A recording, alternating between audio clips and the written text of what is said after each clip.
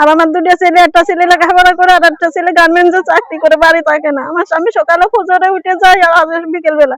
কালকে লাগে আমি লগে যাচ্ছিল, সাহেব আলী যাচ্ছিল, ওরা লগে ষড়যন্ত্র করে সাহেব আলীর গরু নিয়ে যাচ্ছিল, ষড়যন্ত্র করে ওই যেখানটা জামাল মোল্লা, মহাসিন, এরা মানে ওকে দল বল, ওর জিটা খারা, নয়ন, সাজান, মিঠুন, এরা সবাই মিলে ওই যেখানটা বোকাবাজি করতেছে। এটা আমরা শুনলাম, শুনে আমাদের বাড়ির বিটারা কেউ বাড়ি নেই, তাই ওই ছেলেটা এমনিতে গরু নিয়ে যাচ্ছিল সাহেব আলী, তার ধরে ওলোকে 4-5 জনে ধরে ওলোকে তার মারেছে, কুপাইছে। এটা আমরা শুনে সে মায়ে রয়েছে, আমাদের বিটা মানুষ নেই, পুলিশ আইসে আসে দাবত দিয়েছে, আমাদের বিটা মানুষের কাজে নামিনি।